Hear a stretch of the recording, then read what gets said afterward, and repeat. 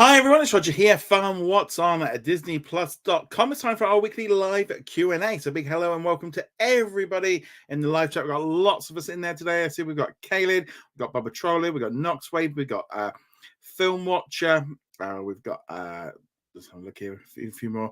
So thank you again to everyone that is joining me today, and great that you can hear me. So thanks for letting me know. So again, big thank you to all of our Patreon and our YouTube channel members for your continued support. And if you are a member, you can submit your questions now if you're on YouTube. And Patrons and YouTube channel members have been able to submit in advance. I usually close them off, usually about 15-20 minutes before I'm going online, because otherwise I can flick between the back. But your support really does mean a lot. I don't know if everyone is fully aware of it, but there's been some major changes with Google and stuff. So your support really does make a massive, massive difference. I'm just going to wriggle my chair over because I'm out of line on my camera. There we go. knocked it because I actually my camera actually had a vacation too. Actually had to work a little bit harder because I have been away for 2 weeks. Had a fantastic trip. Headed up to Vancouver in Canada, and then got on board the Disney Wonder and went off on a Disney Alaskan cruise.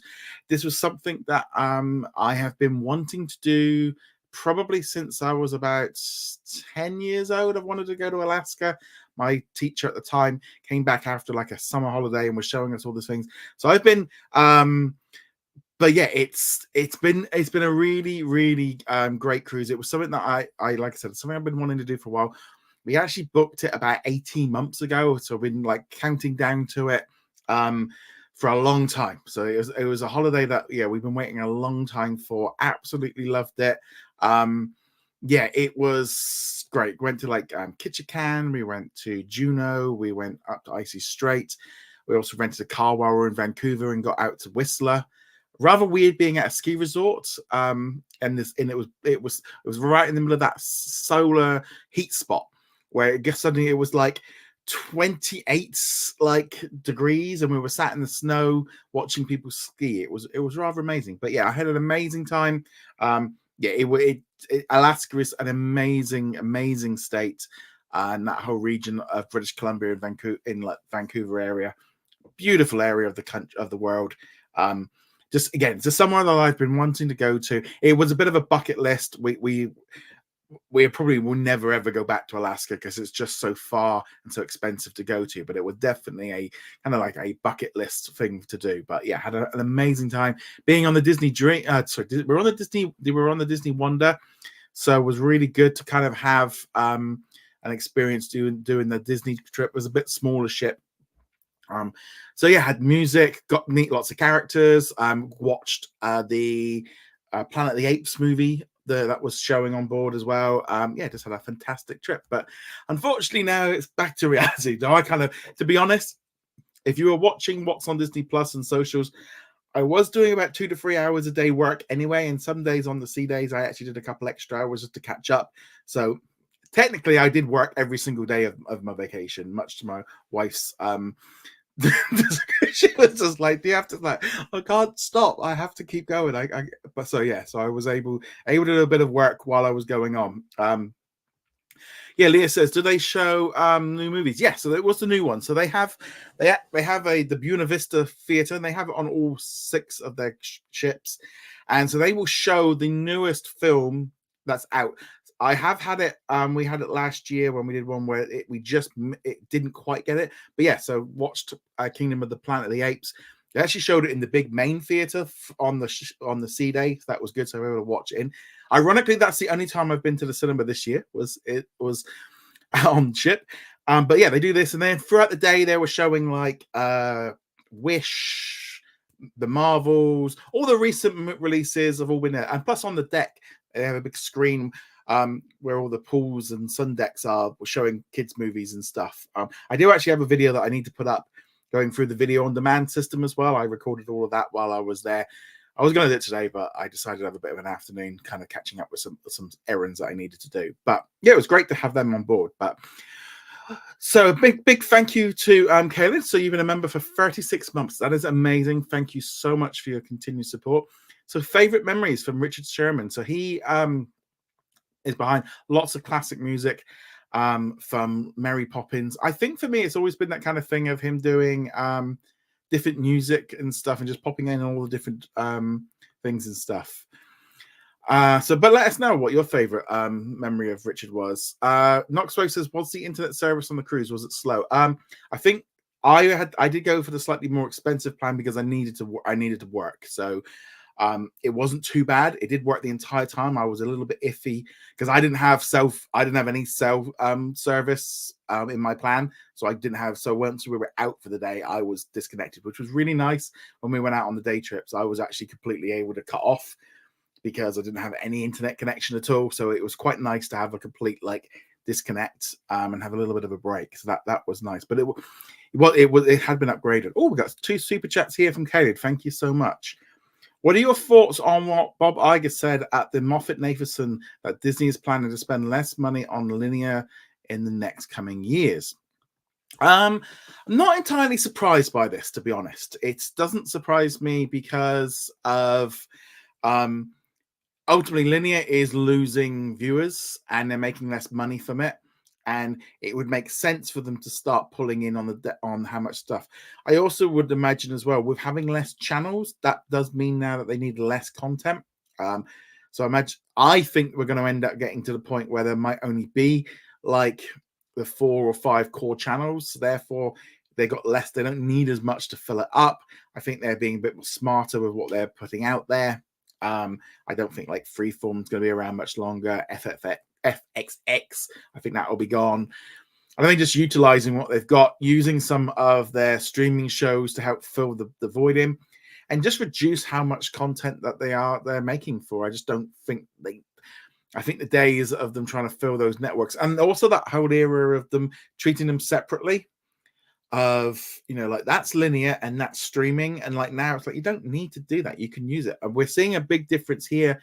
And I also saw some of the adverts in Canada as well on TV of pushing Disney Plus with, here in the UK, it's Grey's Anatomy, Welcome to Wrexham, 911 are the shows that they're actually pushing on adverts.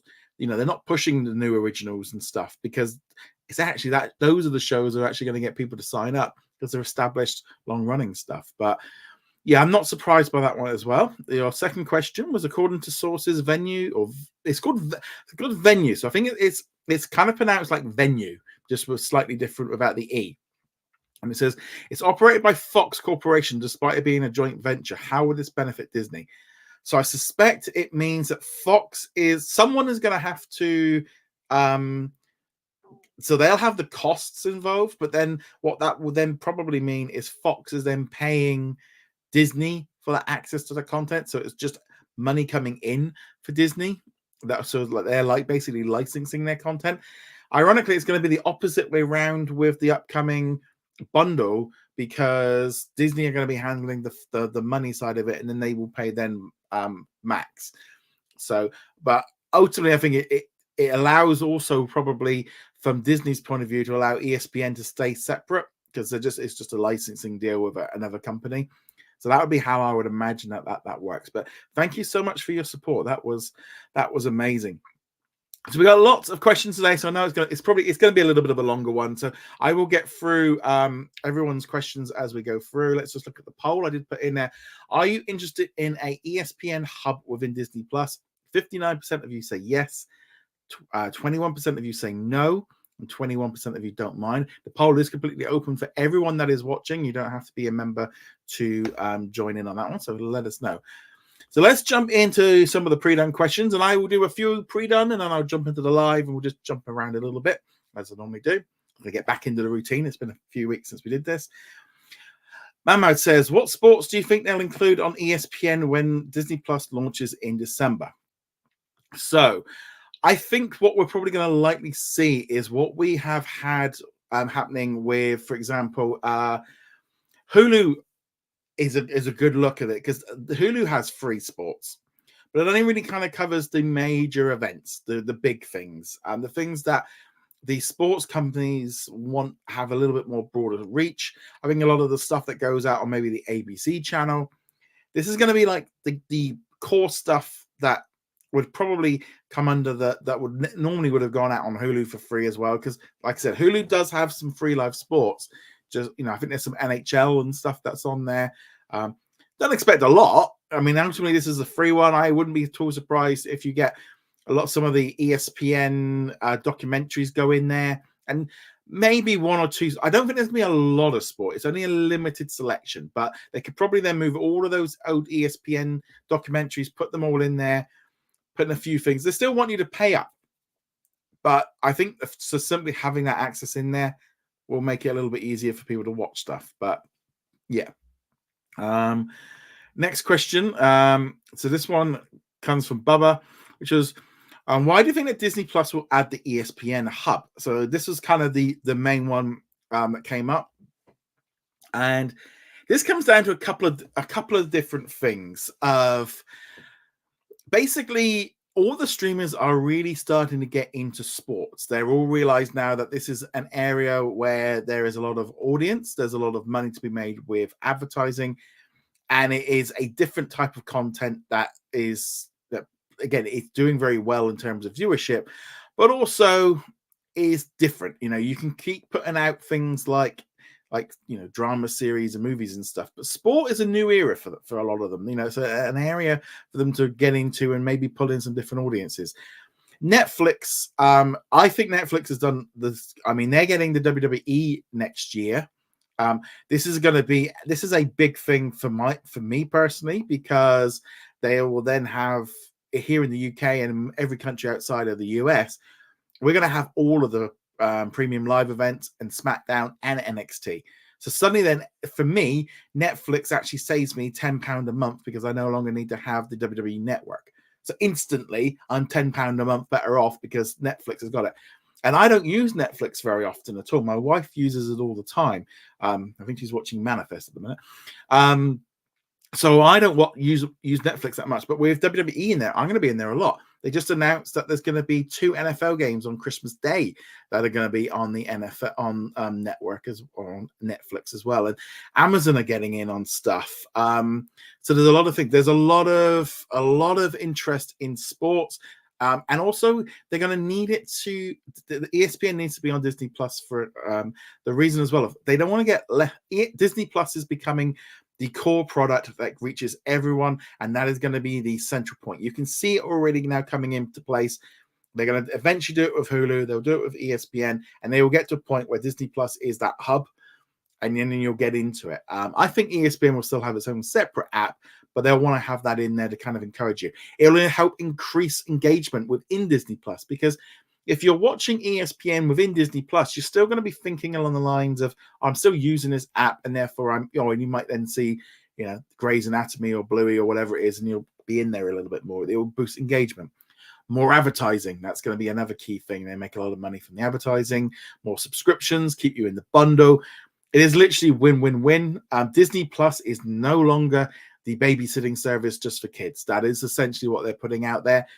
But we are still in this awkward, I would say we're in that little awkward stage of this is something I did remember at one point, of when you're trying to grow out your hair and it looks a mess because it hasn't fully grown to where you want it and it's too long. But I think Disney Plus is in that stage right now in the US where it's a little bit messy. It's not fully operational, but it's doing it, but it's getting there. I'm hoping by next year things are going to be very different with this. The sports side is going to be coming into Latin America next month with the ESPN hub. Some countries in Europe are going to start getting some sports.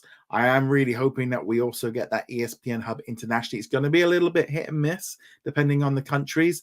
Like in Canada, there was a question earlier about happening in Canada. That's going to be a little bit more tricky because of TSN, which is partially owned by Disney, but they won't be able to do that. I think in Australia, they've recently signed a new deal that keeps it on there. They might be able to get around that within the contract. So there's going to be some different things in place. It might not be the same everywhere. All right, let's see what we've got here in the live chat. And we're just going to keep on the ESPN.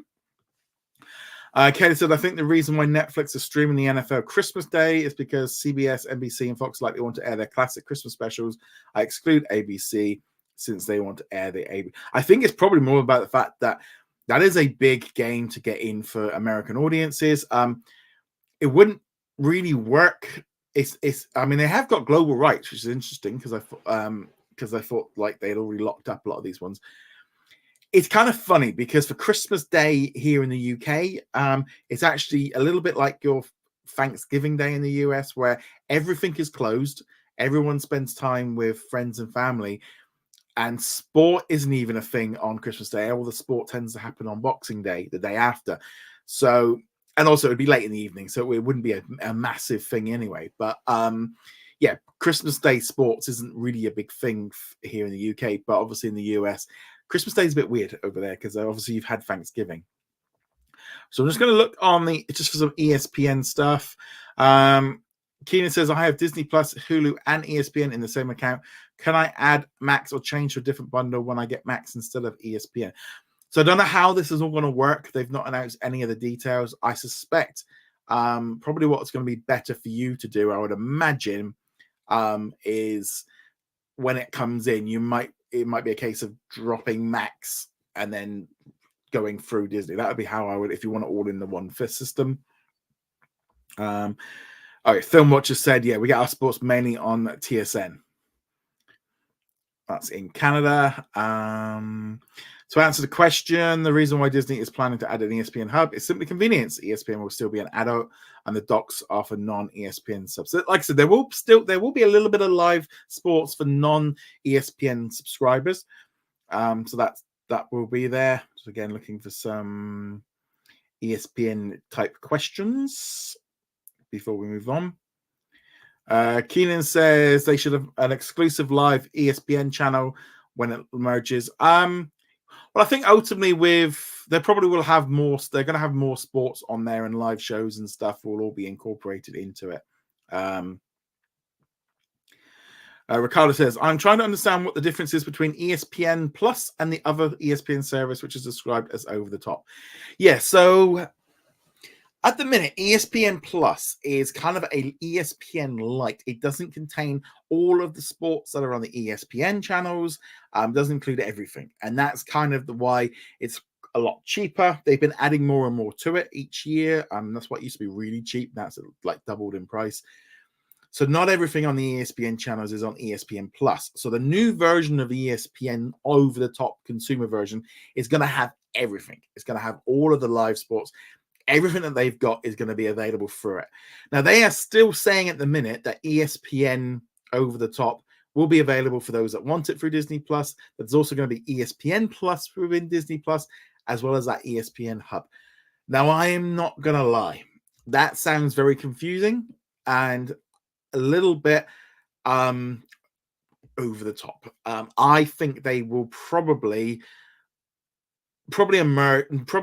maybe make the announcement that ESPN Plus and this new one are going to be merged together, or ESPN Plus is going to become the new. They're going to do something with it of how this will work. I imagine I wouldn't even be surprised if the new version just becomes ESPN Plus and the price rises and stuff. I can't see how you can have 3 different tiers for ESPN. I think that's a little bit confusing. One tier price, and that's how it is. That's how I would expect it. Barbara Charlin, thank you very much for being a member for 35 months. Thank you for your continued support. I think when Disney, they've added it because of ads, 100%, that's what they've done. ESPN Plus was the successor of Watch ESPN. Back then, supplemental sports could be watched on Watch ESPN with a cable satellite service. ESPN Plus makes it with direct to consumer with those supplement sport coverage. A bit like here, we actually lost ESPN Player last year, and they've not replaced it, which is why I wouldn't be surprised if we do get that ESPN hub in many countries in Europe, because they've not done the replacement. They could do that, and that would be a way of doing it. I think in some countries they've licensed some stuff out, but I wouldn't be surprised. But we're not going to get all the same sports. Keenan says, I'm with you. I don't watch Netflix either, but I probably will for WWE Raw and the PLA. Yeah, I mean, that's going to be the big difference, I think. Obviously, in the US, Peacock is still going to have the premium live events until 2026. You guys are just getting Raw to begin with. But for us, we will get it. Actually, in New Zealand, it's already running. They've already started that one. All right, let's carry on with some other questions. Caleb asks, what are your thoughts on the Disney and Warner Brothers announced joint streaming bundle? I think it's a win-win-win-win-win. Disney get less people would like to churn. What I would love, and I would love there to be Max hub within Disney Plus, so you could actually watch it through it. I think that would be great. Like you can do it with Hulu. I would love that, because that would, again, just more content in Disney Plus, more reasons to be in there. It does open up things for other things as well. But I think it's a win-win-win. I don't see it as we're in this point right now where they're doing all these bundles and trying to thing in. A lot of people are comparing it to cable, and it's like, it's not like cable, because you were locked into buying, a lot of stuff that you didn't want. You couldn't unsubscribe. You had to have expensive equipment and stuff. Things are moving along. It's not quite the same. And ultimately, I think a lot of this to me stems from the fact that the unrealistic expectations that we were going to have Netflix for like $4.99 with everything for the rest of our lives, and that was all we ever needed. And yeah, that was never going to be sustainable. Keenan says, is the Lion King at the Hollywood going to be live streamed? No, it wasn't. They filmed it over the weekend. They're recording it. The same thing they did with Encanto, because they're filming both nights, and then they'll edit in the best takes and the best things and stuff. Leon says, will Max and ESPN be available in the UK? So Max hasn't even launched here in the UK. It's not launching until, I think, 2025. It will be then. To be honest, it really does. I think that's really going to hit Sky, because there's not going to be a lot of stuff left on it.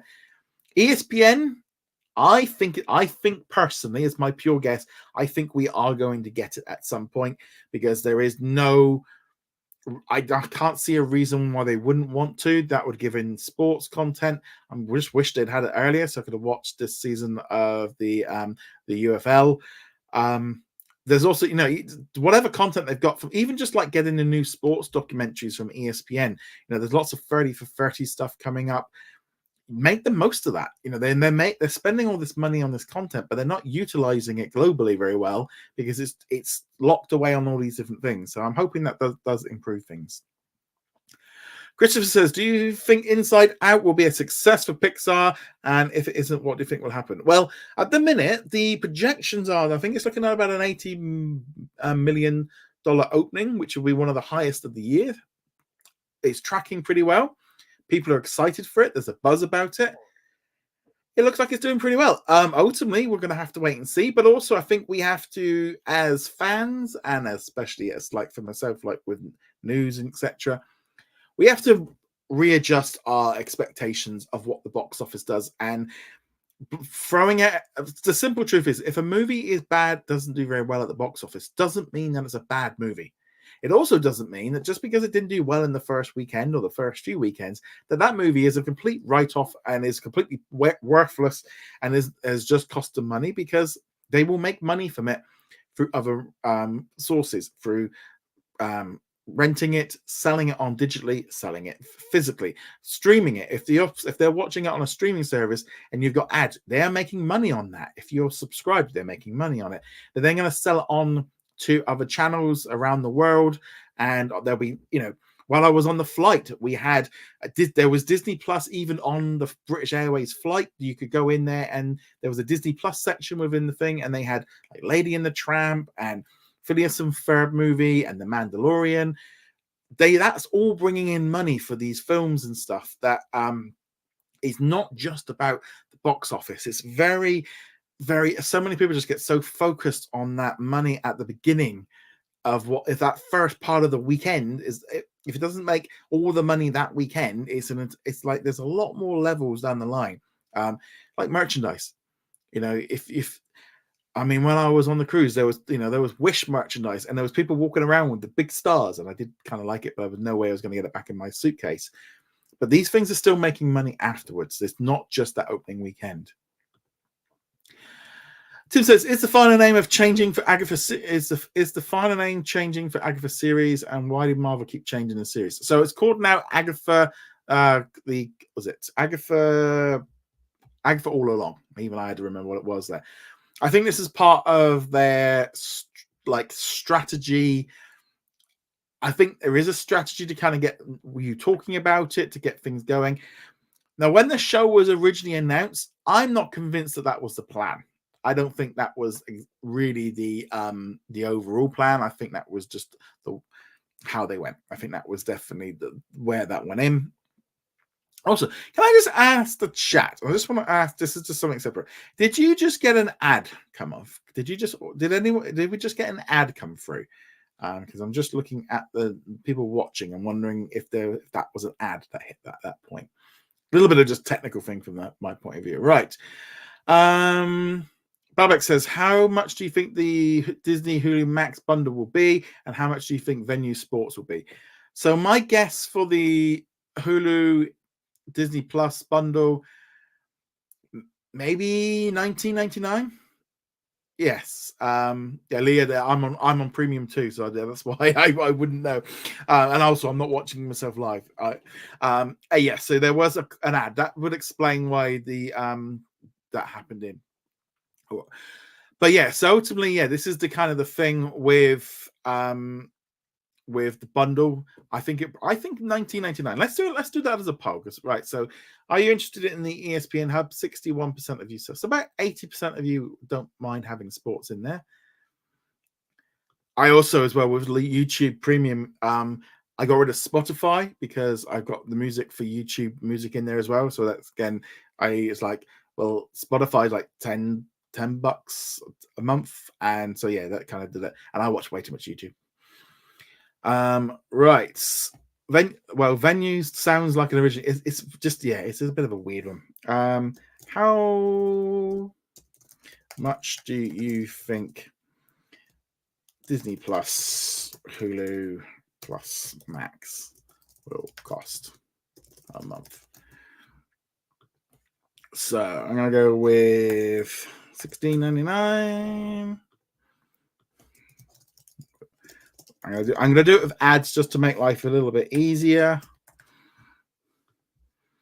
Because 22 or 20. I'm just putting a price in. Or let's get a little bit more pricey. Let's see. Okay, so let's see what we've got there. Right. Let's jump into the live chat. Let's see what we've got going on here. Bubba trolling isn't trolling. The Hotstar user interface is excellent, so I wouldn't be surprised if they make this for Disney Plus worldwide. I think there's a lot of. I'm just leaning back here. I think there's a lot of advantages that they have been doing with doing experiments. That kind of trying stuff out. So they tried out running 2 services in Latin America. They ran 3 services in the United States. They've ran one system in most of the other countries. They've ran Hotstar, where they've got a combination. And I think they can see how it all works together and stuff. But yeah, so that is, I think there's a benefit for that one there. And as Aaliyah says, premium doesn't skip the ads if the creator has paid promotion. Yeah, that is understandable. Yeah, so generally the premium will go through if there's any YouTube, we'll put it in. But if I had sponsors, then that would be integrated into it. But at least you can fast forward it. I know when I'm watching like John Campea show or something like that, I'll tend to like flick through the ads as quickly as I can. I don't know. I mean, it's that kind of thing of like, unfortunately, you know, at the end of the day, everyone has to put the lights on, and advertising is the way of doing it. It's we're really seeing that now, I think, hitting with streaming services and websites and YouTube and podcasts and everything.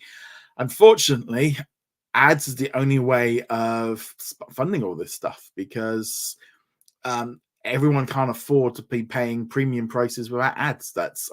Ads are the easiest way for them to bring it in, and it allows for more audience. But yeah, and I think we're going to see more ads on Disney Plus. I think you're going to see more ads on streaming services. I think those ad tiers are just going to get more and more expensive for the ad-free premium versions, because they want you to watch ads because they make more money. Aaliyah says, yeah, premium gives you percentage. Yeah, so that's how it works with like a YouTube creator. So if you're a YouTube premium one and you watch a video, that you get, I mean, we're probably talking like a cent. I mean, it's not, but obviously it's cumulative, you know, and that's how that works together. So yeah, so if you're a premium person and you're watching the videos, that's a huge help. So Suna says, when do you think the Hulu standalone app will stop existing? So I think we are probably a while off that yet. I think they're going to have to completely get the deal with Comcast sorted. They're still in the final negotiations on the price. I think once Comcast is out the picture, that's when they can then go full on launching Hulu on Disney Plus, and maybe even like launching that app into it.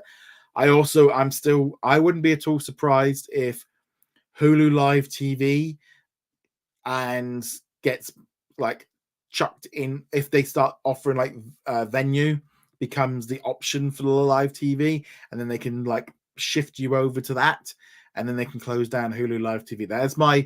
I know at the minute it's just for sports, but I don't know. I wouldn't be surprised if they.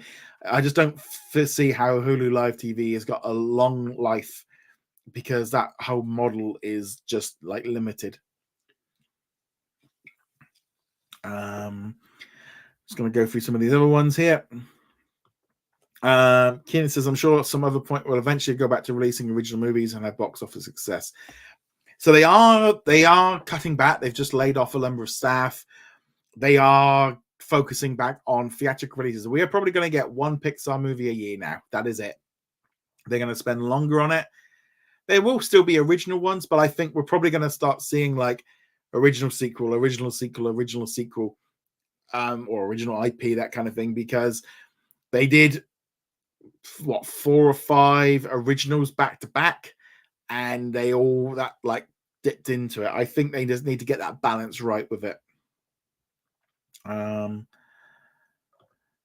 Okay, so I think part of the MCU fan base hates women, since Deadpool is doing very well in the previous. I think, to be honest, I think you've also got to look at online is an echo chamber, and also online is just a tiny percent of the audience. It does not fully represent the world, and it does not fully represent everybody. There's a lot of people online, you just I see it all the time of, and also the internet is very like left or right. There's not really a lot of nuance in the middle. And and also there's a lot of people that are making money from being negative, because it just, unfortunately, the internet just feeds on negativity so much faster. I'm not very good at it, I'll be honest. I'm just naturally just not that way inclined. I don't necessarily look for the worst case scenario for everything, but ultimately it would be a lot more profitable if I did. And that is just the truth and stuff and there's a lot of stuff that gets spewed to be negative when it's not, just because more people will click on it. So it's a very, very tricky one with that one. Keenan says, I don't think there will be a Max Hub on Disney Plus, because Warner Brothers and Discovery are separate companies. Yeah, you are right. They're separate companies. But if you have got a Max subscription through Disney are taking a cut. So Disney are getting money from it, and they'll have an agreement in place. In the same way that you can see Warner Brothers, you can watch Warner Brothers stuff on Disney Plus already because they licensed. Kelly says, I don't see a Max Hub on Disney Plus, but I can see Warner Brothers sub-licensing more content to Hulu. I think that's actually more likely going to be the case. But then, kind of counterproductive. But I think Warner Brothers are happy to sell to anybody. Kelly also said, when I saw the announcement of Disney and Warner Brothers streaming bundle, it reminded me of that scene in Roger Rabbit where Bugs Bunny and Mickey cameoed. Yeah, that was that. I always do remember that one. I'm just going to go to the very top of the live bit just to kind of see if it comes in.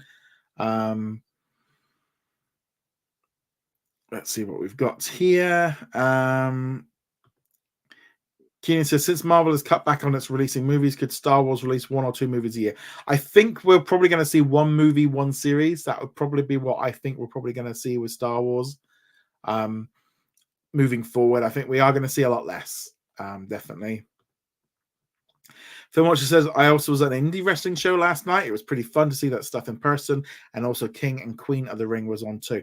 Yeah, I mean, watching indie shows, I haven't been to an indie show for a long time. Watching wrestling in person is very different. It's unique. I made this. I've been to. I think I've probably been to. Well, it's probably pretty bad. In the last 30 years, I have probably been to about 40 Plus WWE events, which when you put it over 30 years, is about once a year. So some years I went a few times, and then there would be some years I didn't go for years.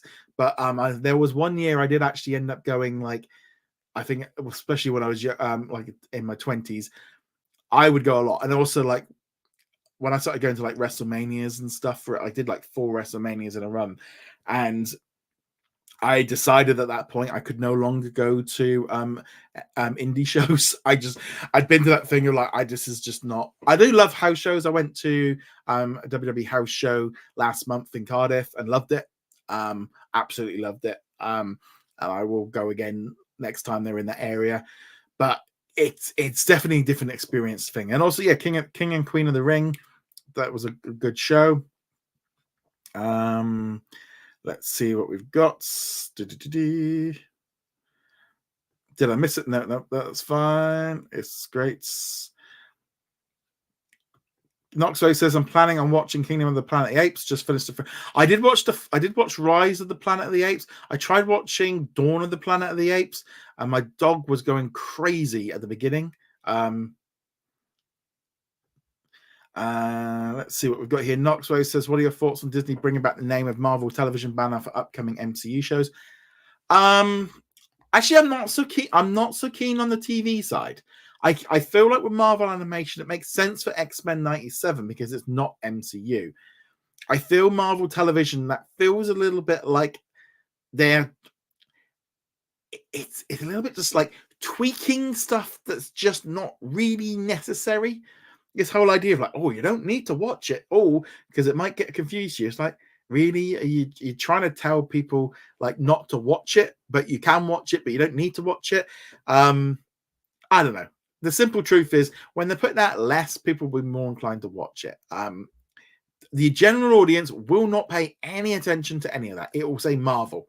That's all it is. They still think Spider-Man and Superman are in there. So I don't really think is going to be a thing. Noxo says, did you know that Marvel's Runaway is now streaming on the CW app since this app doesn't have subscription service? I was aware of it. Yes, it did seem to pop up. I watched like season 1 and a bit 2 and never bothered. I kind of got a little bit bored of it after that. I'm just going to go through here. Aaliyah says, there is more Hulu on Nielsen chart. I think that is due to because of Hulu on Disney Plus. It's working. I believe that normies are noticing. I think there is that. I actually think what happened was apparently there was a deal done with Nielsen in terms of like more date. They weren't counting next day episodes or some of those shows that weren't being counted as acquired shows for some reason. And so, like Family Guy and like things like that weren't counting on Nielsen's chart and that was the big thing. So they made an adjustment to how they were viewing it. We don't really know if the Hulu or Disney Plus is also included in the viewership numbers and stuff. I would imagine it is, but I think a lot of it was more because if you look at that the acquired chart now, it's nearly Hulu is dominating it rather than Netflix. All right, so just going to go along here, see what else we've got. Knoxwave says, I'm happy to see Shogun got renewed for seasons 2 and 3. I know it was originally made as a limited series, and they did the same thing for Star Wars Ahsoka. I don't think Ahsoka was ever a limited series, actually. And they got rid of it. I'm actually the opposite. I think they should leave Shogun and move on. They've done it. The book, they told the story of the book. It was an amazing series. Whatever this second or third season is, it's just going to degrade it a little bit. It's not written by the person that came up with the original story because he died years ago. I don't know. It just feels like, no, just let this you had a win. Don't run it into the ground. Let's see what we've got here. Keenan says, I don't know that we did that one. Ricardo says, happy for the integration of Star Plus inside Disney Plus in 1 month exactly for Latin America. How technically all the world will be on the same page streaming wise. We're definitely getting to that point where things are starting to become a little bit more streamlined, which is good. It's definitely much nicer. I am, for example, no longer having to type the words Star Plus a lot, so that's good. So that's definitely something. it's good that Latin America's finally catching up, and actually, in some ways, you are jumping forward. You're getting the sports stuff first, so you're going to be the guinea pigs on that. I'd say guinea pig. That, yeah, it just takes me back to visiting Peru with guinea pigs. Right, let's move on. I'm not going to go any further. Right, let's see what we've got here. I'm just going to go down, just trying to have a look here. Speaking of advertising, MLB recently started a deal with the Roku channel, which is a fast service. Just saw earlier that the Roku was selling advertisers. Yeah, I think they're all jumping in. I think Google is doing the same. They're all trying to sell as many ads as they possibly can. I'm trying to get more things on there. Film Watcher says, "Are you enjoying?" Oh, I've been enjoying the new Doctor Who. So I ended up binging all 4 episodes of Doctor Who this morning because I was on vacation. I couldn't watch it. Basically, on Disney Cruise, they actually blocked Disney Plus, so I couldn't access Disney Plus at all for the whole week. So I didn't watch it. Watched it this morning. Yesterday's episode was really good. It's the 73 yards. I did enjoy that one.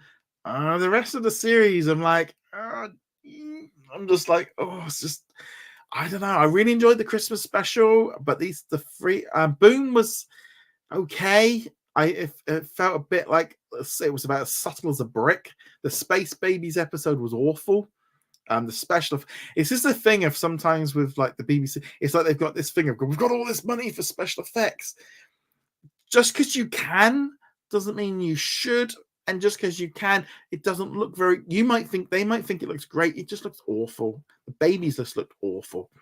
The Maestro, I think out of those 3, I'd probably say the one with the Maestro was my favorite because that had that reminiscent of like a more older style of Doctor Who and like a villain and him trying to stop them. And yeah, I thought the Maestro was probably the strongest out of those 3, other than the 73 yards. Boom just felt a bit. Yeah, it just wasn't very subtle. I didn't really like it. And Space Babies, it's kind of awkward in some ways. Of like, I don't think those were 2 very good episodes to start the series with because there's just like the controversy and like Space Babies. I don't think was very good. Right, let's I'm going to ask a question now. So I'm just going to look here at the cost. So 43% of you think it's going to be $16.99. 26% of you think $19.99. So most of you are thinking it's going to be on the cheaper end. I'd hope so. So let's just see here. Let's do a poll. Are you watching Doctor Who? Yes or no? Very simple. We don't need to get. So soon it says, when are they going to add Modern Family?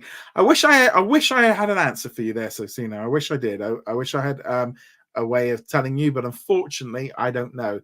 I thought the deal would have up by now, but unfortunately, it looks like whatever deal. I think again, maybe when Comcast is out the picture, it will change. But at the minute, we've got no real idea when that one's going to be coming in. So Suna says, my brother cancelled Disney Plus because it is expensive. Doesn't surprise me. I think a lot of us all over the world right now are doing a lot of people are looking at how many streaming services have we got? Do we need them? How many do we need? And yeah, you're going to cancel them. If you are not watching Disney Plus, then why pay for it? It's as simple as that. I think that's a key thing. I mean, I would definitely say, like right now, if you were looking at trying to reduce it, maybe try going down to the ad tier, especially if you're in the United States. I think you are having the Disney streaming bundle for $9.99 a month for both. I think there's a lot of value in that. There's a lot of content. There's a lot of shows on Disney that I like to watch. But things like Grey's Anatomy, Station 19. Tracker. There's a whole host of shows. The Kardashians are back. There's a lot of stuff that I personally enjoy. I watch a lot more on Disney Plus, but I think a lot of those shows I probably would be watching if they were on any network. But yeah, I think ultimately if you're not watching it, get rid of it, or also churn. get in on like Amazon for a little bit, download a few shows. I haven't got Amazon at the minute. I want to watch the new Clarkson Farm season 3. I want to watch The Boys, and I want to watch Fallout. So I'm waiting till The Boys comes along, and then I'll probably get it for a month just to binge all of that. Or it might even just be a month at Christmas, and just do it then. But that's kind of what I'm thinking. Chris says, with the 30 days of Disney on Freeform, that's a sign that Disney is trying to not buy any more programs for linear networks and just showing that they're already.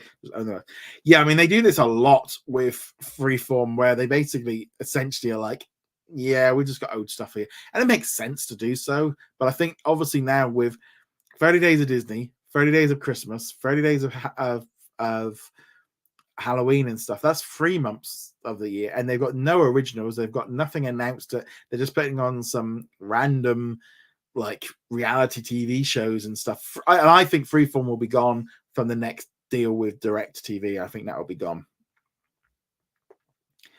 Matt says, do you think that we'll get the rest of the Angels of Outfield movies on Disney Plus? Maybe so. Maybe, I mean, more chance than we're going to have. So, Sina, do not worry about asking about Modern Family. It's perfectly fine. Because hopefully at one point I will have an answer for you. Noxo says, I hope Pixar doesn't go bankrupt after what really happened with the pandemic, Disney Plus releases and layoffs. It's one of my favorite studios. They're not going bankrupt. And also as well, it's part of a bigger group, so that they wouldn't be going bankrupt on its own. And they're still making money from other sources. They're still making money from merchandise. They're still very popular at the theme parks. They're still making money on video games and books and toys and stuff like that. Just a few bad goes at the movies. Disney have gone through this in the past. This is nothing new. Disney has gone through like troughs in box office before. They've done it before. It's happened again, and it will happen in the future. It's just that Disney were on a high in the late noughties before the pandemic, and everyone expects that just to carry on. And also, again, there is a lot of doom and gloom on the internet because that sells more and they get more engagement and they make more money from it. So Suna says, do you think Disney Plus will let people watch live stream sports when they add the ESPN app? So yeah, you will be able to watch live sports. It depends on which tier you're on. If you're on the full version, ESPN Plus or the ESPN will depend on what you can watch. When do you think Disney Plus will be adding an ESPN hub? Asked Bob Patrolling. I did say in the last quarter, December. So it's a while off, but it'll be December. And I'd imagine by then they might have a better idea of what they can do with this one. Knoxwave says, never watched Doctor Who, to be honest. I always wanted to, but where do you start with a new Doctor Who, classic era or modern era with the spin-offs? So actually, I would say if you have never watched it, right now is the perfect time to jump in on the Disney level, because you could probably you should be able to start. I mean, I would probably say maybe with the 60th anniversaries is probably a good place to start. But really, the Christmas episode is a brand new season. They completely rebooted it.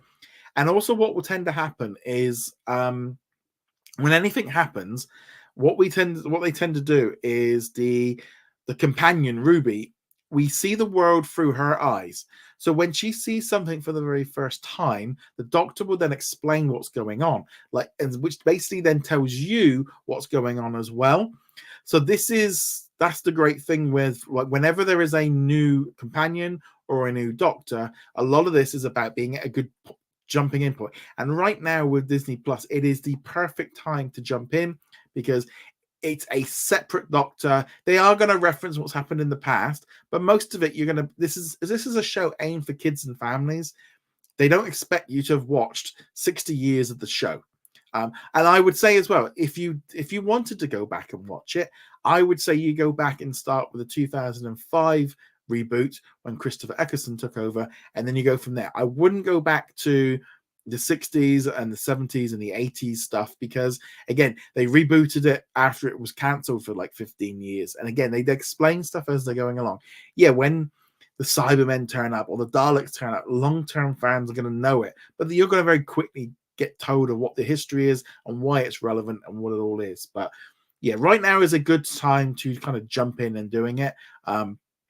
Everyone, it's a bit like James Bond, where everyone has their favorite Bond, and that's kind of the thing. Like Film Watcher just says, Christopher is where I first jumped in as a kid in 2005 on the Canada channel. Yeah, I'm a kid of the 80s, so I grew up with not only the reruns of like Tom Baker and stuff, but I think it was Colin Baker was actually the Doctor, and then Sylvester McCoy was kind of the one where I was right at that perfect age of about 8 or 9 when that was out, and so that was like I think Sylvester McCoy was kind of like my Doctor as a kid.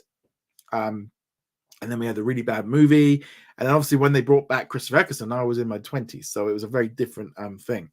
But I have been watching Doctor Who since, well, I don't even remember a time where I haven't watched Doctor Who. So and yeah, so it's some episodes are awful, some are good, some bad, but you run for 60 years, you're going to have a few bad ones. I think the problem is for me, and I actually was thinking I might do a little bit of a video rant on this stuff about Doctor Who, because I think there's a little bit of a weird situation with it right now.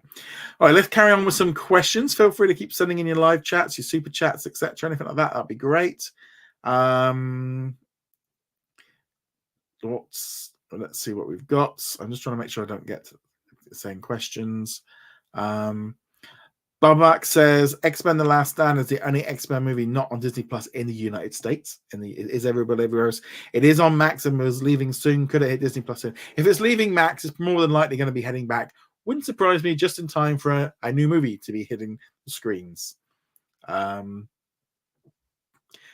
says, what will Disney Plus be like once everything gets bundled together? It's basically going to be how we got it, but there'll be an ESPN hub. That's basically it. That'll be it. Mama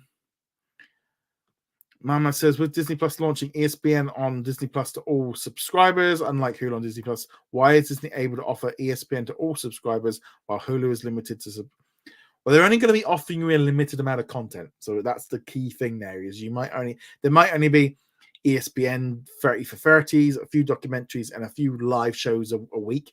You're not getting everything. It's going to be a bit limited. Teenan says, I actually think that Disney Plus cutting back on original content was the right call, because Max has made a profit barely releasing originals, and Disney is doing the same thing. So this is a bit of a double-edged sword, really. The simple truth is, peak TV is over. The era of there being every streaming service releasing as many high quality drama series as it possibly can to try and get us to spend money with it and try and get us to sign up is over. There is hundreds of shows less being made a year than there was 2-3 years ago. Yeah, numbers are massively down. The strikes didn't help, but they're not going back to those numbers. Every company has gone, whoa, hold up. We're in a race to the bottom here and we're all losing money. We need to redo this. Unfortunately, it just feels a little bit like we've had the brakes turned on and we've had the prices go up. So everything, it doesn't feel good right now. And understandably, it's like from the Marvel Star Wars point of view, from the Disney Plus originals, it is quite frankly right now abysmal what is going on, I think, with Disney Plus in the US, especially they hit the brakes on Disney Plus originals and they had nothing to fill the gap. At least with Hulu on Disney Plus, it is filling in the gap, but that monthly list that we get from Disney Plus each month is pathetic. If I was in the US right now, I'd be, I would have both because I would have the bundle, but I probably wouldn't have Disney Plus because there is absolutely nothing being added for you to watch. This month, the Beach Boys and Queen are probably okay. Maybe Doctor Who right now, but next month we've got the Acolyte and stuff, so that's good. But I do think, there's when we were having multiple originals being released every week, there's a lot of it was fluff, a lot of it was filler, a lot of it was throwing spaghetti against the wall to see what would work. The simple truth is most of the stuff that they made which worked was already on Hulu, and they just needed that rather than, thanks Knoxway, thanks, no worries. Hopefully see you again next week. And again, thank you for your support. So just kind of getting back into like the originals, they were churning out so much stuff, trying to feed linear, Hulu, and Disney Plus all at the same time. And the simple truth was, if they put it all together, they had a decent service. They had a lot of stuff there, but they were still trying to keep everything going. And it's like anything as well. If you're trying to run 3-4 different things all at the same time, and you're spending money and you're trying to compete, while Netflix was going, well, we've got one thing, so we can put out. So we're putting out, say they're going, right, we're putting out 10 things a week. We got 10 things a week. Disney goes, well, we got 2 for Disney, 3 for Hulu, 1 for National Geographic, 1 for ESPN, 1 for and like you combine it, it's powerful. Mamo says, were you surprised when they announced that ESPN will be coming to Disney Plus this year and that it will be available to all subscribers and not an add-on? Not really, no. The way that the industry shifted with Netflix and Amazon really going heavily in on sports, Paramount's been doing the same, Peacock, Disney needed sports, and I think ESPN makes perfect sense. Keenan says, Lilo and Stitch star Mila Kealoha just made her red carpet debut at the Golden Gala. Is that a sign that Lilo and Stitch is coming pretty soon? Don't know when it's coming. It could go to cinemas. They could have delayed it. They could be doing all kinds of stuff on it. Again, this is where sometimes online talk can set expectations of like, we do not officially know that this film is actually even coming because they've never mentioned it. They haven't mentioned it for years. So therefore, when people say it's been delayed, it has been delayed because they never told us when it was coming. That's kind of how they get around it. Bubak says, with the success of, I'm thinking Planet of the Apes, I'm hoping I got that one right. When do you think we could see a sequel? Probably going to be 5 years. It'll be a while. Keenan says, what was your reaction to the Disney Upfronts presentation? Thankfully, the Disney Upfront presentation took place on a Disney Sea Day. So I was able to sit looking out to sea, working for a few hours while I was covering the Upfronts. And I was actually on the same time zone as the Upfront. So it made it actually even easier rather than it being in the middle of the night. Again, the Upfront presentation is for advertisers. It wasn't for us. They announced some stuff. They announced lots of shows and stuff coming into it. It wasn't about us. The key thing here is, did they make more money on advertising than they did last year? Did they get enough money to cover everything? It doesn't really matter what we all think or what the consumer thinks, because that wasn't who this target thing was aimed at. It was the advertisers. And I think that's something there of, it wasn't for us. And I think that's the thing with Upfronts. And it says, how do you like to watch a series? Do you watch a few episodes of a show and then watch another? Usually, I will watch one episode and then maybe come back to it a week later. Sometimes if I'm trying to catch up a little bit, maybe 1 or 2 episodes. I did say I did have a bit of a catch up this morning with Doctor Who, and I did 4. I'm just trying to think. We had a little bit of a catch up today. So, I mean, like we did like Race Around the World the other day. I think we ended up doing like 3 episodes back to back just to catch up. We started a new series on Apple TV, Dark Matter. We did 2 episodes, but that'll probably be it for a week. Generally, about 1 a week, maybe sometimes 2 a week. I don't really like to binge in that way. So I'm just going to do a poll on that, actually. So 58% of you are not watching Doctor Who. That's not good. That's not good. I thought it might be a little bit higher. But looking at like how, if we'll be interested to see with the Nielsen results, the fact of how badly it's trending. This is kind of, I need to do a poll on that on the main channels and see what, because I'm just thinking, if this show doesn't get enough viewers, I don't know if Disney will be involved after season 2. What was the question? How do you like to watch shows? Once a week. A couple at a time. a few, or binge a lot. Right. I got a few more questions on the pre-done one, and then we'll just be live for the rest of the show. Tim says, do you think Rob and Ryan announced the 4th season of Welcome to Wrexham too early for season 3? No. I think they have to get their acts together a little bit quicker on this series. I think last season was like 18 episodes. So I think all they've essentially done is split the season into 2. They need to turn it out quicker. The problem is with sports is that you are doing, especially with them, what they were doing was you're having like 15, 16 episodes plus hyping up to the fact that they, are they going to get relegated? Are they going to get promoted? Well, the news all got out there because obviously it was live sports. It's all over the place.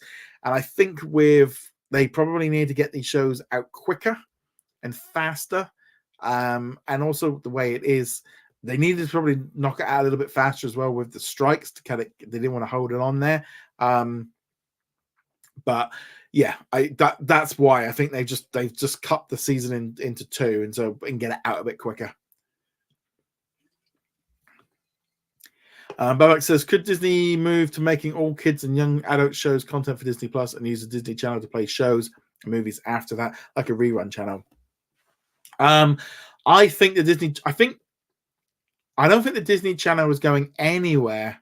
I don't think it's going anywhere in the United States for a while. I think there's still a connection to it. I still think there's I would say not necessarily an ego, but I think there's that feeling that they need it and they should still have it. But I think you're going to start seeing like more premiering on Disney Plus, maybe on Disney Channel at the same time. I think the key thing really is getting around the fact that some stuff has to debut on Disney Channel and then the next day it's on Disney Plus. I think we need to get away from that. But I think Disney Channel is going to be around in the US for a number more years. I wouldn't say the same for Disney Junior and Disney XD. I think they will be sliced within the next 2 years. Matt says, what do you think of the WNBA on Disney Plus? I've never watched a basketball game in my life. So as far as the sport goes, couldn't give a monkeys. And that's just basketball. I did try to get into it at school, but I didn't really get into it much instead. Not violent enough for me. I like UFC, American football, WWE. I prefer things with a bit more of a story. Yeah, I think it was a good little test. I think that's what it was, a little bit of a test. Also, good timing with the announcement of ESPN Plus. I think it was, again, a little bit of a technical test, see if it works, see what people think and stuff. Babak says, Shogun and Doctor Who both have companion podcasts with each episode. Do you think this is something that could become more common for shows? It was good that the Disney Plus put the Shogun one available on. Have they put them on Disney Plus in the US for Doctor Who? Because I haven't checked. I know it comes up on YouTube. To be honest, it's kind of like just cheap faff, like extra content. It's just easy, cheap TV stuff to keep going in and keep fans engaged. It's easy. Also, probably they can just film it while they're making it.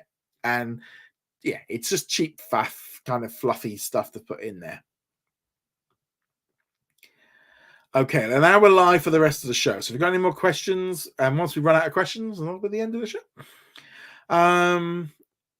Right, here we go. Right, Matt says, what do you think to see happen with Disney Plus in 2025? Okay, so predictions are, I think next year we will see Hulu fully merge with Disney Plus. It might not be till the end of 2025, but at some point next year, it will finally merge and we will just have a unified Disney Plus with a Hulu hub. I think obviously Star India will be sold off by then, and I'm still convinced that the Star hub will be rebranded to Hulu once all of that is, both of those situations have been resolved. I think the ESPN hub will be in most countries, and I think we are going to see less content being put out there, but we are going to be seeing, with the Hulu and the ESPN stuff coming in together, and ABC News and all this kind of stuff, I think you're not going to feel it the same way, because the Disney Plus isn't going to be so separated anymore.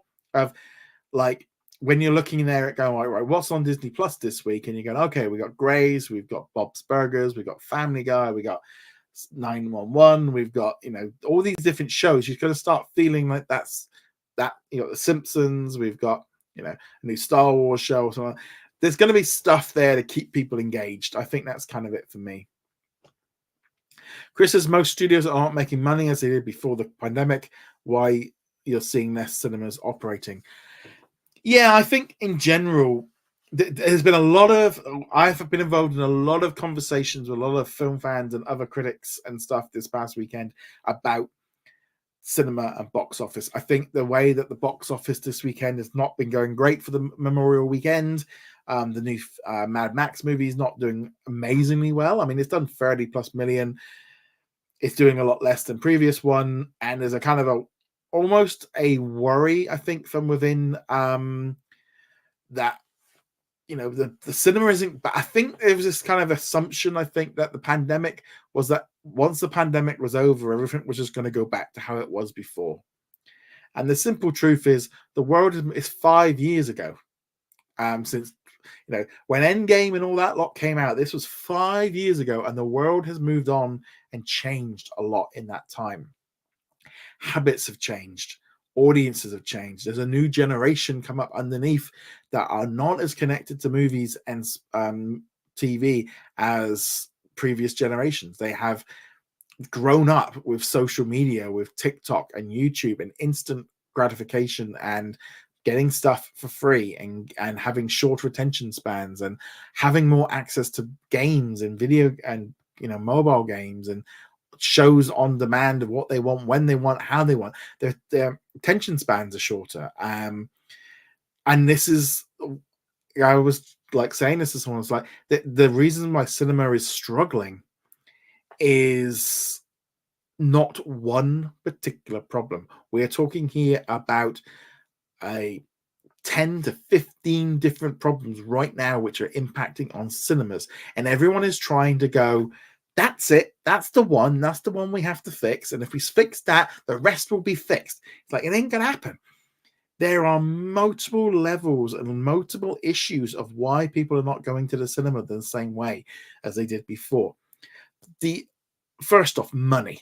Let's not kid it. So everything is getting more expensive. Everyone is feeling the squeeze. Everyone is, and it doesn't matter what country you're in. I was on a bus the other day in Vancouver, and I had an American, a Canadian, and me, and we were all talking about how inflation is and how much things have gone up. It's happening to us all. And sometimes it gets a bit floated around the fact that it's only happening in like one country, or the United States is the only one feeling it. We're all feeling it. And going to the cinema is costing more money. Ironically, my local cinema is still the same price to go to the cinema. It's still only $4.99. It's really cheap. The trouble is, when you throw in, I've got to pay for parking to go there. And if you buy, the food costs more than the cinema ticket does. But also my cinema ticket it's an old cinema. It's not very comfortable. Some people have really nice cinemas that they can go to. I know, like, if I ever when I would go to the ones in London, big leather chairs and IMAX screens and perfect sound, but it's 15-20 quid a ticket. Like, that's a lot. When you're on your own, if you're only paying for one ticket, that's easy. You're taking a family of 4 or 5 or 6. Suddenly now you're looking at an expensive day out. There's other issues as well of technology in your home is so much better than it was 5 years ago, and it's even better than it was 10 years ago. I was joking about the fact of when I was a lad, I had a black and white portable television in the dining room, and we had I think it was a 14-inch TV, and then we upgraded to like a 20-inch, 14-inch television where we had a VHS machine that was at 240.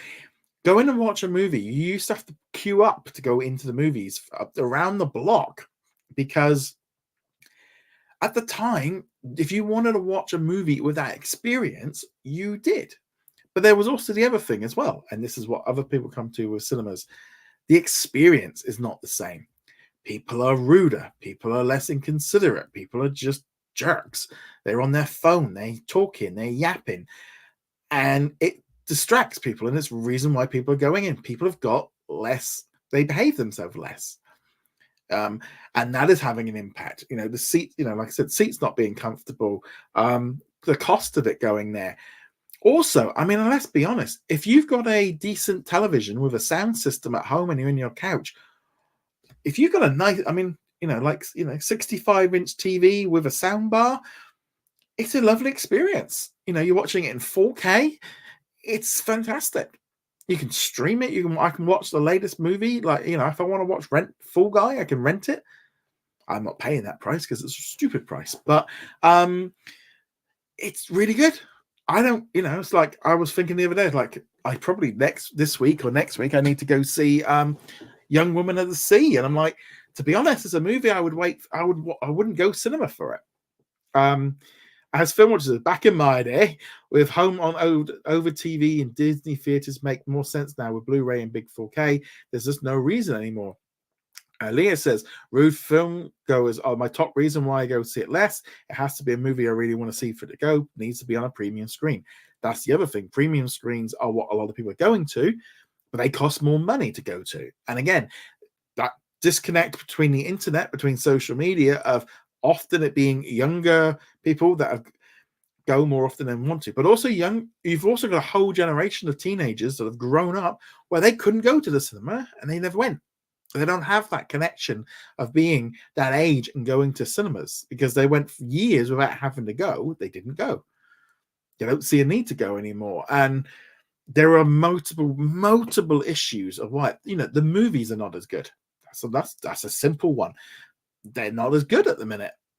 Franchise fatigue, superhero fatigue. There are all these multiple reasons, and that's it. If the content is not as good, it's like if you look at like recently, like when was the last time there was a decent movie come out that wasn't based on a major blockbuster, that wasn't based on an IP or a franchise where you kind of go, oh, good, Ghostbusters 11, or oh look, it's Bad Boys 19, or what's it this week? It's like Mad Max 92. That's it. What about, Keenan says, what about sleeping during a movie? I did go. I was at I think it was Encanto.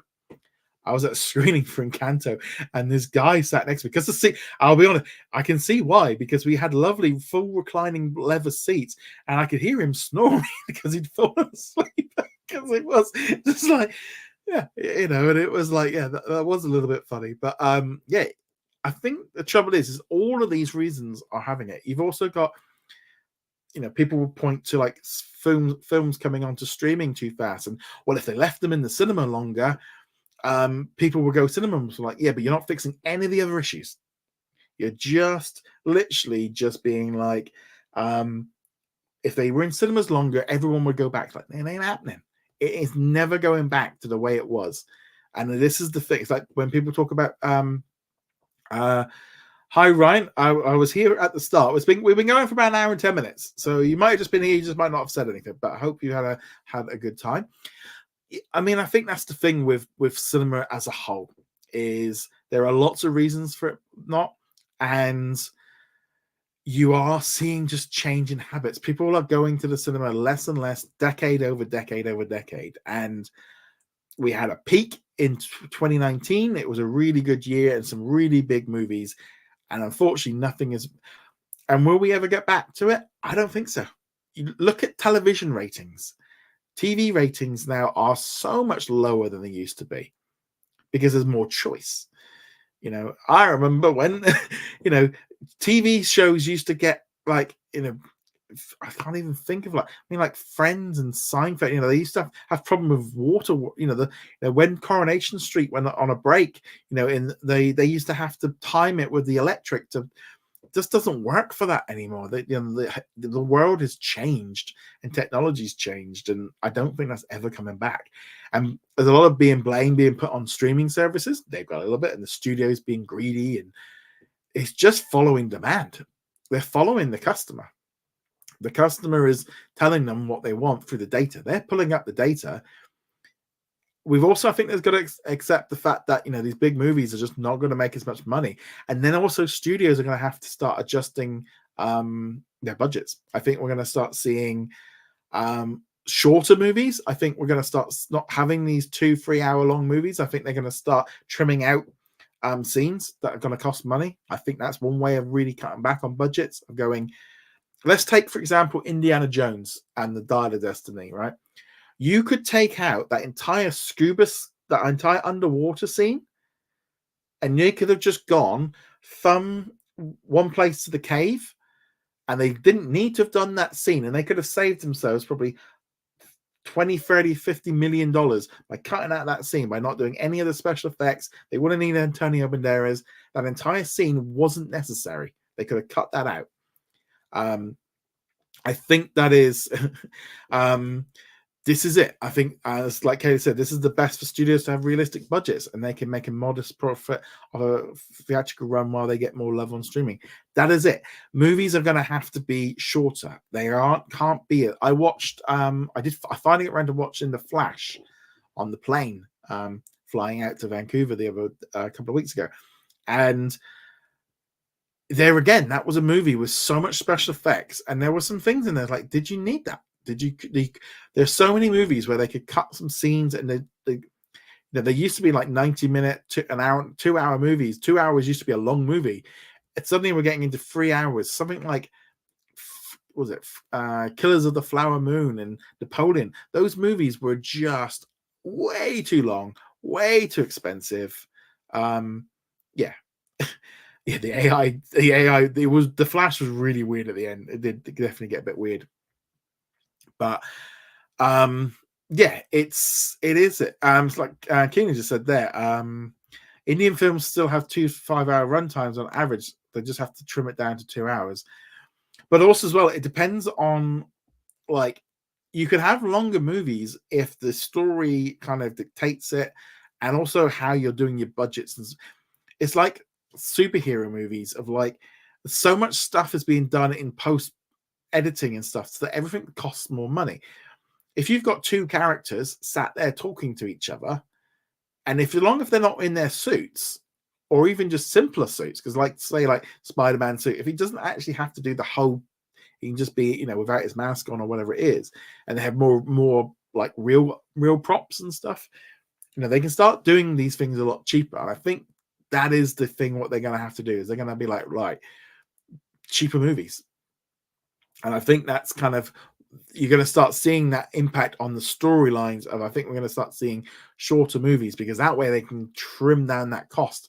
If you need to trim 20-30% off a movie, if you can trim off those scenes that you don't need all that special effects on, that's going to drop it down. I also think as well, actors will be getting less, etc. Bubba Trolling says, if I watch 26 movies on Disney Plus, it's 50 cents a movie is a bit better deal. That's it. I mean, that is the other thing. There's a lot of benefit in doing it that way. You can save a lot of money. And I don't think that gets the idea of streaming, because if you had lots and lots of DVDs, you could go through and you could pick stuff off. But we used to go down to the video shop, and you used to walk down, pick a DVD or a VHS off the tape, pay for it, and come back. And you used to have to wait longer, but the system was in place that, watching at home was not the same. And I think that is the big thing, is watching at home is not a bad experience anymore for a lot of us.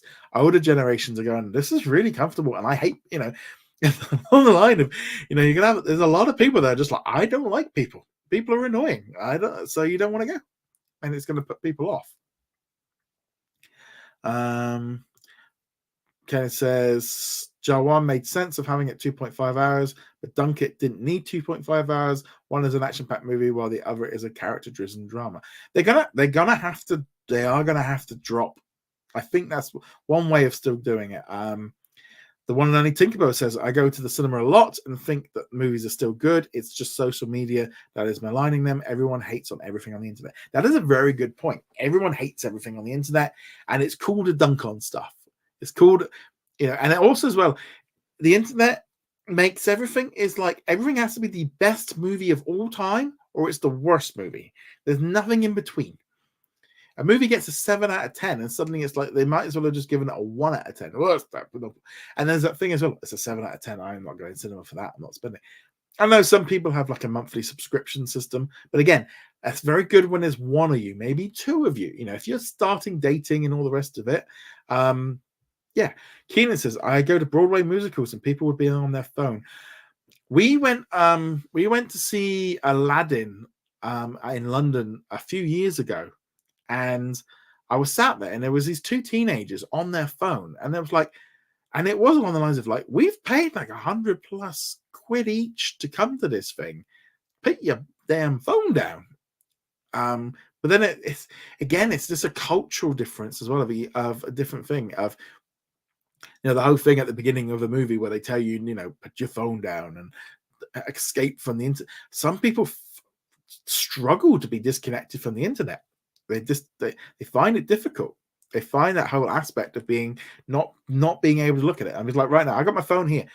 The entire time I've been on here, it's been upside down, so I do not get any notifications come up while I'm talking to you guys. I want to be focused on what you're saying and what's going on. And I do that, when I sit down to watch TV, I turn it over to make sure that I'm not getting the pings. I don't have notifications because it's just annoying, but it's just very tricky with it all. On that topic, did you see the Wolverine and Deadpool PDSA? Someone's uploaded. I haven't watched it, but I am aware of what they said. Yeah, and I think again, it's just a different. We're growing up in a different era with a different way, and I think that is really impacting on. There always used to be this thing about like the staff like telling people off, but I think we've got to that stage where the staff don't want to tell them off because they're not being paid enough to warrant the abuse, and it's just they're looking for people recording. But if you're just doom scrolling, or like, I remember going to see a movie like Lightyear, and the kids are watching the movies, but the parents are just on the phone because they're bored, and it's like, there we go. That's it. It's very tricky. Kelly says, speaking of social media, there was an NBC poll that mentioned that social media and cable news has made people dumber. I always found this weird thing with cable news of. And it is a little bit maybe different sometimes with like American. I was watching a little bit of we did have on the cruise, we had ABC, CNN, Fox News, and BBC. So I only watched BBC and ABC. But yeah, I don't necessarily. I think because of the way that BBC and Sky News, I don't necessarily think of them as like dumbing down, but.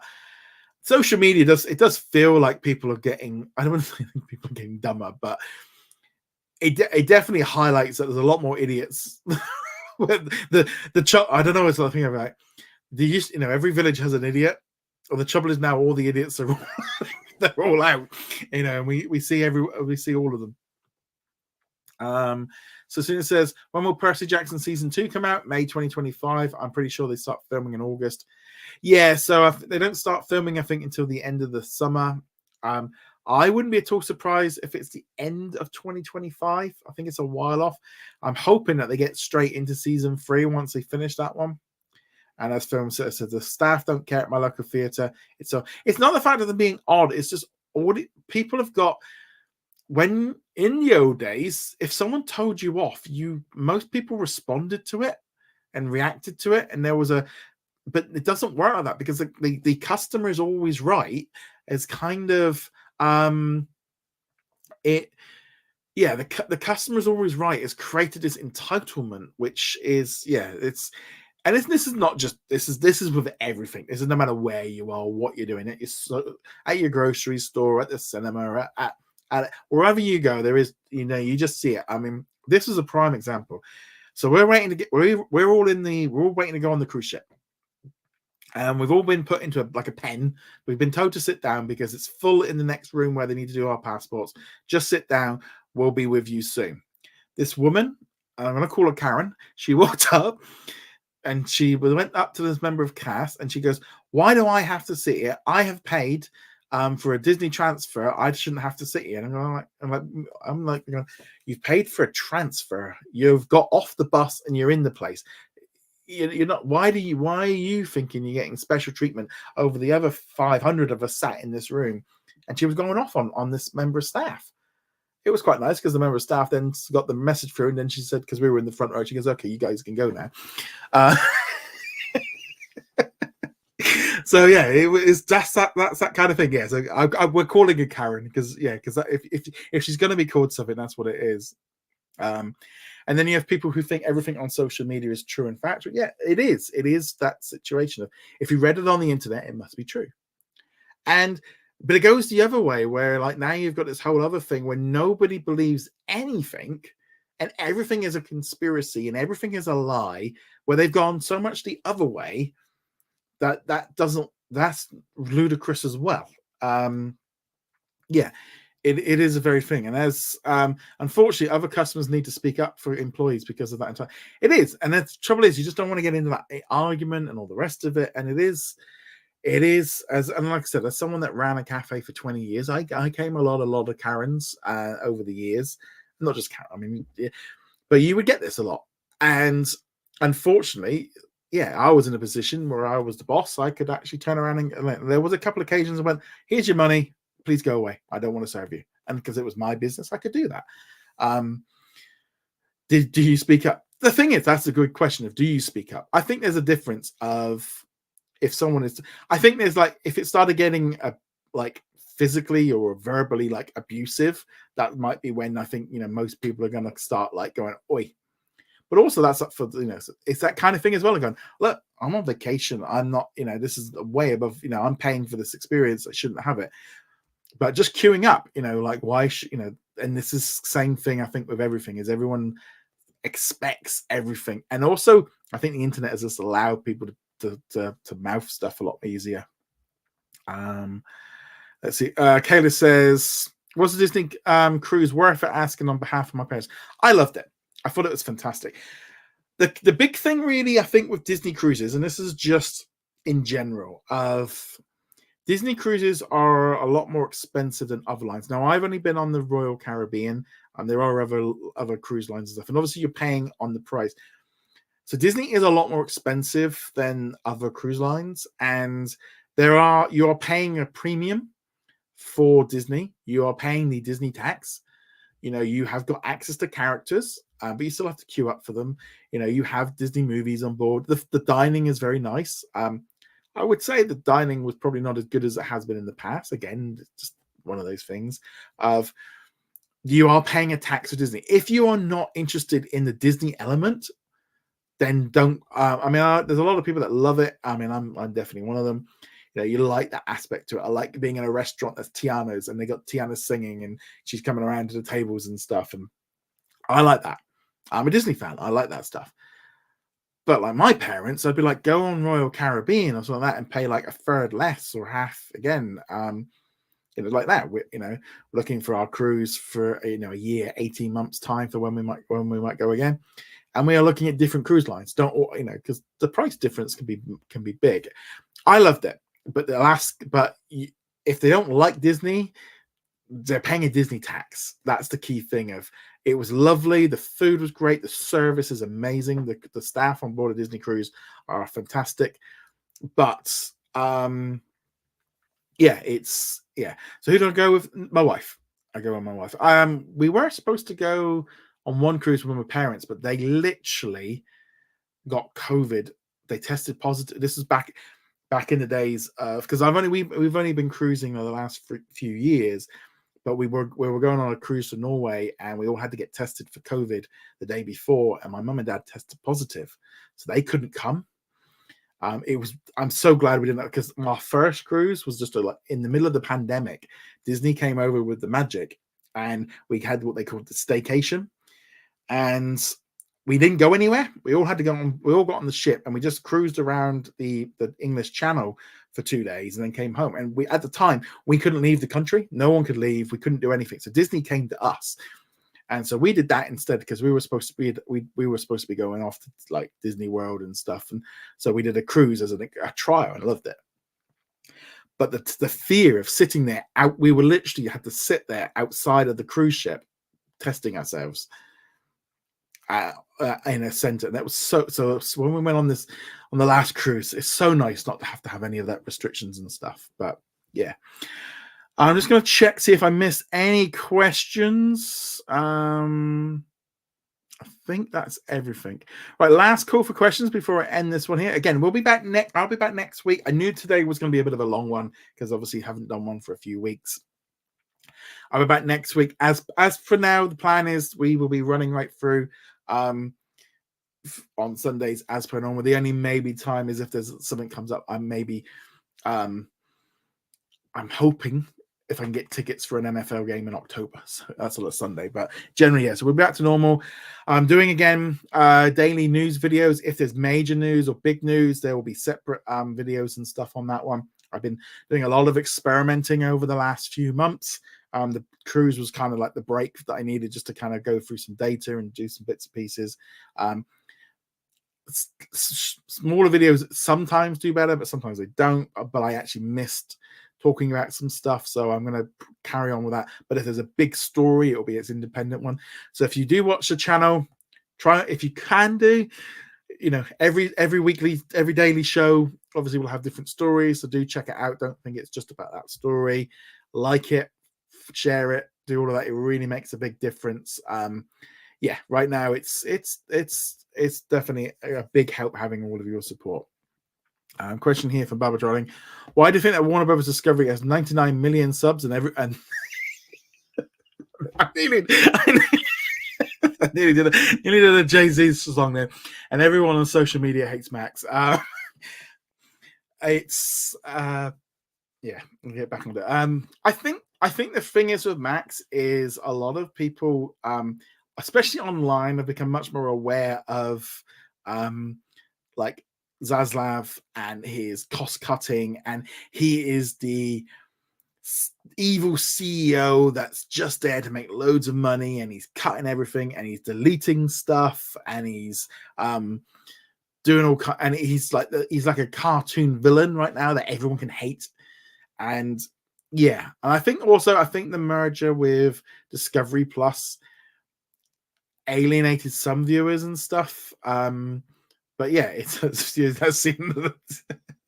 you all knew what I was talking about. But yeah, I think it's more just he's like a cartoon villain. Just looking at this poll before I close it off, about 39 of you like once a week, 32% of you a couple at a time. See, this is interesting. Again, it'll be interesting to see how all that comes together. But most of us seem to like having just an episode or two. So probably why like Netflix is shifting over this dual release system. Right, on that note, guys, thank you very much for watching. Big thank you to Kayla for your super chat. Big thank you to everyone for your continued support. And on that note, guys, thank you very much. See you guys soon. Laters.